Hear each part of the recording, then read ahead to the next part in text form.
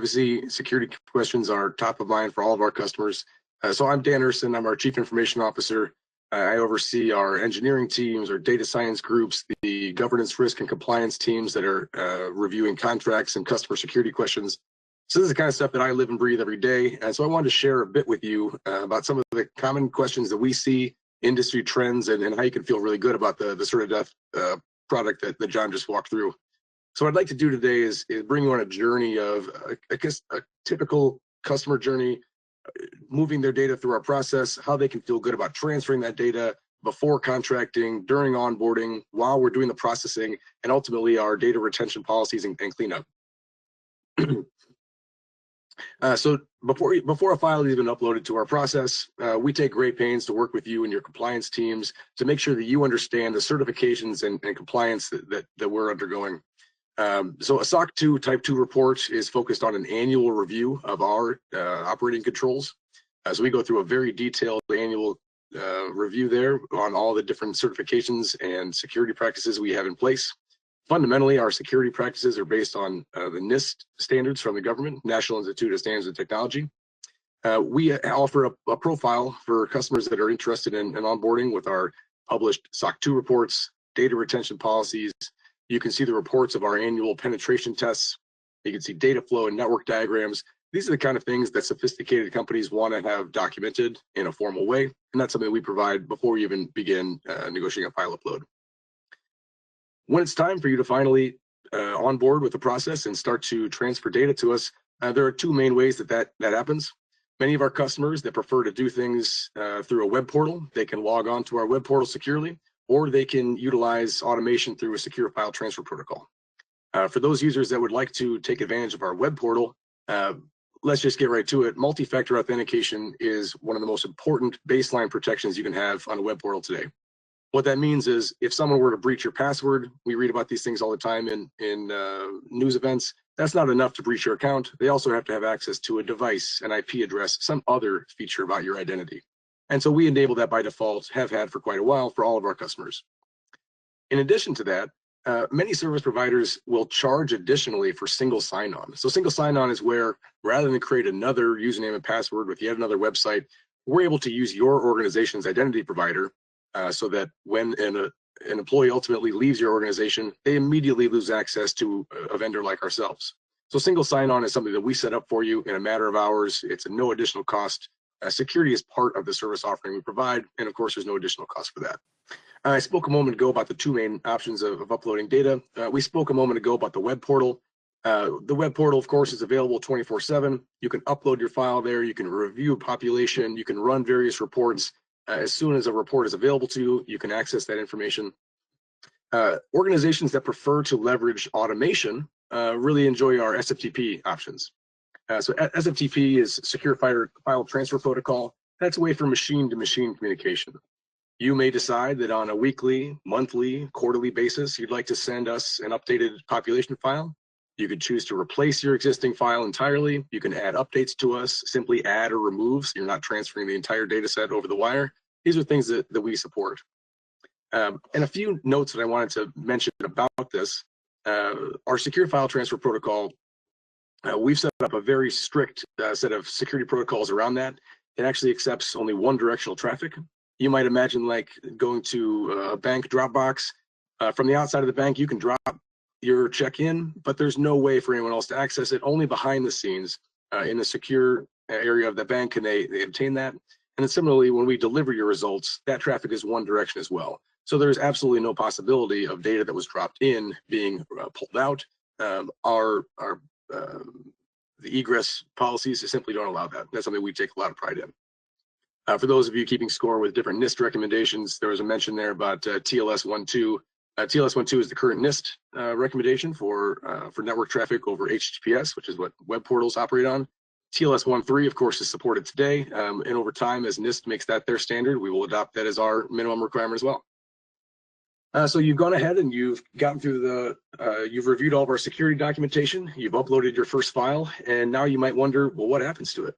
So the very first thing that happens while we're staging and preparing your file for matching, we have already applied an additional layer of encryption on top of your file that you may not have even provided. So we wrap your file in an additional layer of PGP encryption while that file is being staged and ready to be ingested into our system. Many organizations will talk about that second level there, storage level at rest, AES 256 encryption. That's, of course, the industry standard.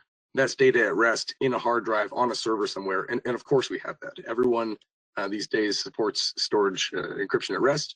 But the additional level of file storage encryption is essential because oftentimes with the trends we're seeing in cybersecurity, it's less common for someone to get direct access to a hard drive, to a server. It's logical access breaches that we see being a problem. So this additional level of file encryption is something that protects the file, even in the event that someone had access to that file, it's in an encrypted state and is unusable to an attacker. That's something we're very excited about, and you won't see with other providers.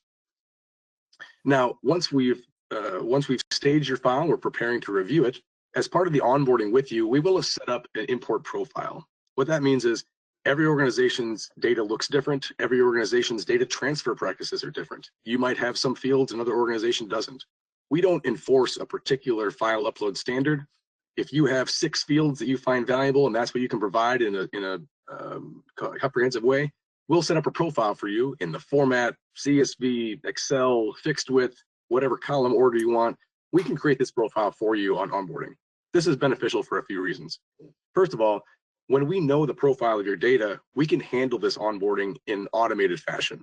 That means our technical staff is not dealing with your files directly. There's no risk of it being downloaded to a computer that could be left unprotected. This is happening in a secure environment without a human intervention. Second, by us knowing the fields that you're going to send over to us, we're able to identify if you've overshared data. We want to make sure we're providing the service to you with the minimum amount of information necessary to keep your risk profile down. So if you've overshared, we can identify that and communicate that back with you, delete the file right away and ask you to submit something else. Similarly, if you forget to send a field, we can warn you about that so that we don't degrade the performance of your results and make sure you're always getting the maximum value out of your death audit. I mentioned the automated processing. This allows us to get data out of the file form that you've provided to us into our secure environment, and then the file is completely purged as soon as the staging is completed. So once we've processed your file and brought it into our environment, a very special platform that we have that you won't see with other providers is that data goes to a field level encrypted database. It's very common. You'll see other smaller organizations blending operational and very sensitive PII into the same data store.